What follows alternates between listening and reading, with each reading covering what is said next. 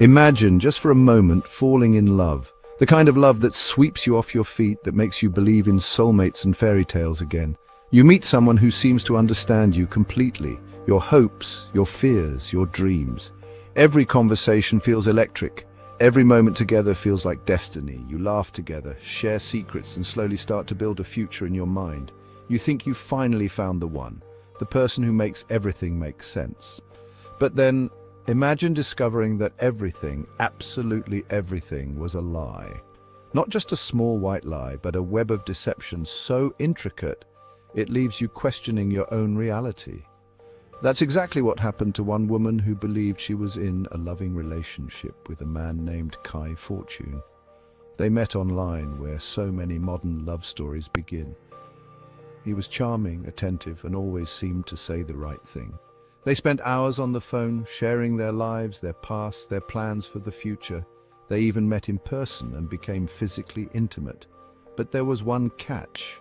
Kai wasn't real. Kai was a carefully crafted illusion, a fictional persona created and maintained by Gail Newland, a woman pretending to be a man. She didn't just lie, she lived the lie. For over 2 years, Newland sustained this elaborate deception. 2 years of phone calls, messages, and in-person meetings, all under false pretenses. She used a deep, altered voice during their conversations, carefully masking her true identity. She created multiple fake social media profiles to support the illusion, building an entire digital world around Kai to make him seem real. And during their intimate moments, she went so far as to wear a prosthetic penis, further deepening the deception and manipulating her partner's trust.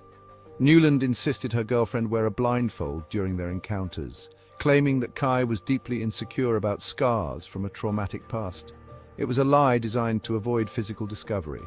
Blinded, both literally and emotionally, by love, trust, and the desire to believe, the woman had no reason to doubt the man she thought she knew. She gave her heart to someone who never truly existed. And when the truth finally came out, it shattered her world. The truth came crashing down, like a tidal wave of reality that no one saw coming. It shattered the illusion that had been so carefully constructed, piece by piece, over months, maybe even years. In a moment of shocking realization, everything changed. The lies, the manipulation, the false identity, it all unraveled in an instant, leaving behind only confusion and heartbreak. During one encounter, Newland's girlfriend removed her blindfold, something so simple, so innocent, but that single act revealed a truth far more complex than she could have ever imagined, and came face to face with the awful reality. The person she thought she knew, the one she trusted, loved, and confided in, wasn't who they claimed to be. Kai wasn't who she thought he was. The man she believed she was in a relationship with was, in fact, someone entirely different. The man she loved turned out to be a woman she had once considered a close friend. The betrayal cut deeper than words could express. The sense of betrayal, as you can imagine, was just overwhelming. It wasn't just about love, it was about trust, identity, and the violation of both. She reported Newland to the police immediately. Her voice trembled as she recounted the events, still trying to process what had happened. The revelation sent shockwaves through their community. Neighbors, friends, even strangers were left stunned, questioning how such a deception could go unnoticed for so long. And, well, it ignited a media frenzy. Headlines screamed betrayal, talk shows dissected every detail, and social media exploded with speculation and outrage. How could someone maintain such a deception for so long? The layers of lies, the calculated moves, the emotional manipulation, it was like something out of a psychological thriller, and how could someone else be so completely taken in by it? Love can blind us, yes, but this was something else. This was a masterclass in deceit and a heartbreaking lesson in trust. Newland's victim was, quite literally, trapped in a web of lies, carefully and cruelly spun over the course of 2 years. She was emotionally manipulated, deliberately isolated from her friends and family, and led to believe she was in a loving, committed relationship. Leaving an abusive relationship is never easy. Victims often feel trapped, controlled, and emotionally dependent on their abuser. And in this case, the manipulation ran so deep, the victim didn't even know who she was trying to escape from. The court case that followed was, well, both shocking and emotionally charged. It captivated the public, drawing intense media attention and sparking heated debates across the country. The courtroom was packed with journalists, legal experts, and curious onlookers, all eager to witness the unfolding of a case that was anything but ordinary. The details that emerged during the trial were deeply complex. Newland claimed that the relationship had been consensual role-playing, insisting that both parties were aware of the dynamic and had agreed to it. But the prosecution painted a very different picture, one of manipulation, deceit, and emotional exploitation. The jury listened intently, weighing the evidence, the testimonies, and the emotional toll on the victim. In the end, the jury didn't buy Newland's version of events. She was found guilty of sexual assault and sentenced to 8 years in prison.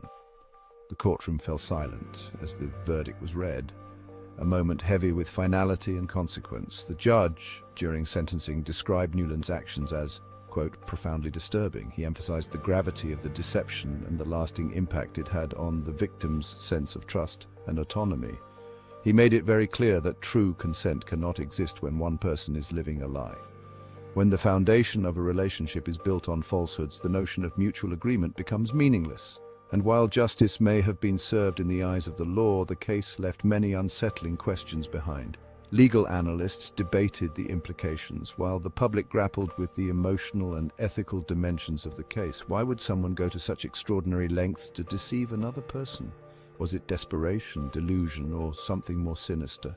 The answers remain elusive, leaving behind a haunting reminder of how fragile trust can be and how devastating the consequences are when it's broken. Understanding the motivations behind such a complex deception is, well, incredibly difficult. Newland's lawyers argued she suffered from mental health issues, including a personality disorder, which may have contributed to her actions.